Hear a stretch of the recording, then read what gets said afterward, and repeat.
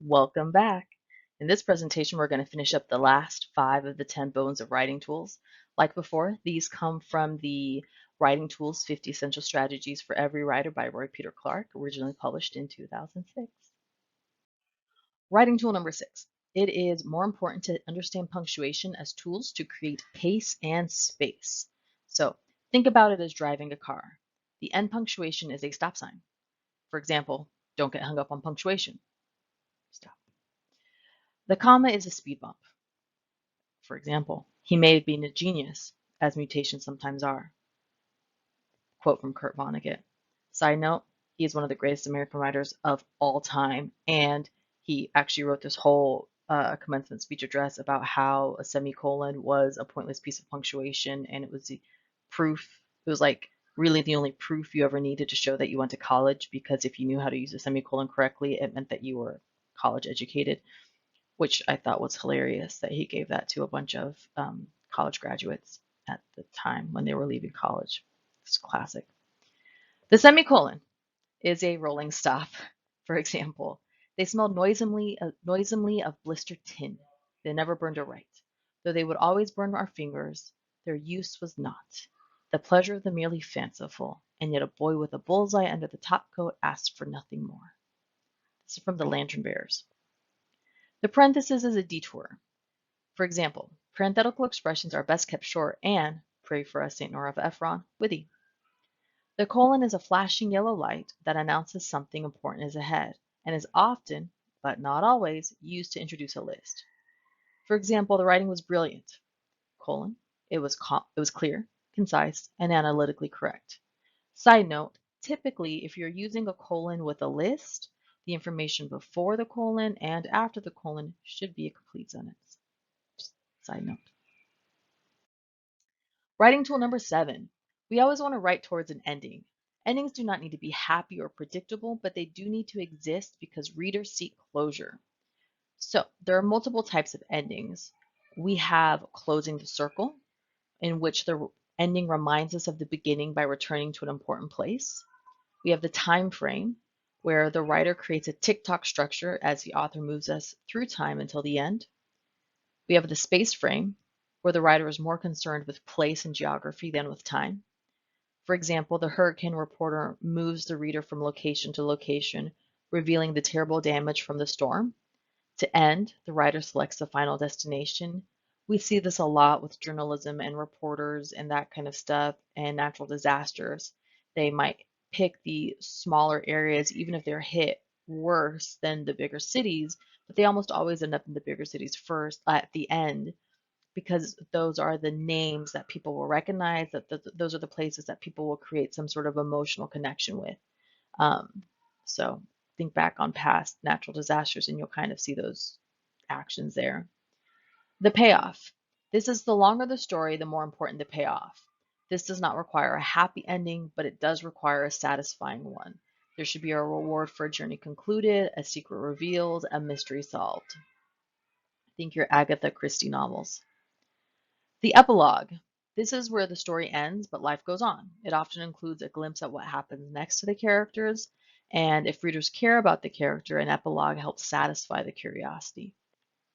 Our problem and solution ending. This is a common structure that suggests its own ending. The writer frames the problem at the top and then offers readers possible solutions and resolutions. The apt quote. This is where a character speaks an ending, capturing in his or her own words a neat summary of what has happened. A look to the future. Most writing relates things that have happened in the past, but sometimes a glimpse at the possible future is in order to keep the reader thinking about the ending. Mobilizing the reader. A good ending can point the reader in another direction. If a reader takes action based on what you've written, you've created a strong ending with this type. You're going to be a better writer if you remember that other parts of the story need endings too. Sentences need endings. Paragraphs need endings. Each of these mini endings anticipate your finale. Don't bury your ending and don't go on and on and on and on. Wrap it up neatly. Writing tool number 8.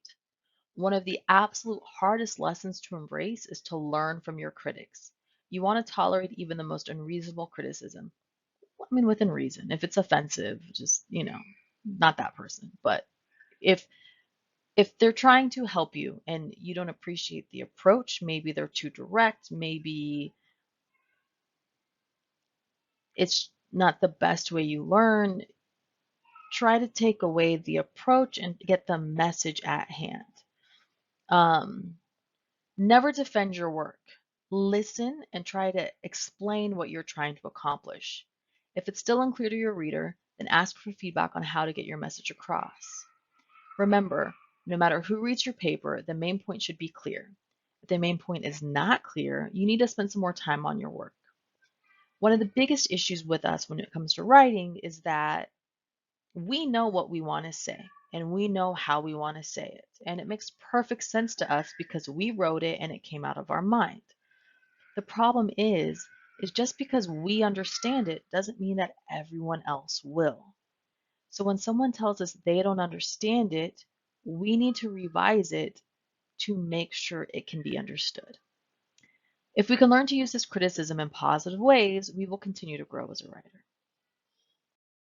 Writing tool number 9, recruit your own support group. If you limit yourself to one editor, you are not going to get the help you need. You must create a network of friends, of family members, peers, instructors, and tutors who can offer you feedback. I'm one of those guys, the Online Writing Center, whoever you need. Kinds of people who can be helpful to you. You've got a helper who keeps you going, someone who understands your quirks, someone who's willing to answer your questions and give you honest feedback. That's key, but we have to be willing to accept that honest feedback. Someone who has a knowledge on the content we're writing in, especially important when you go into writing for contents within your major. A coach who helps us figure out what works and what needs work. Those are some types of people you can recruit for your own support group. And finally, writing tool number 10. As you write, remember, sniff around. Learn about your topic before trying to write about it.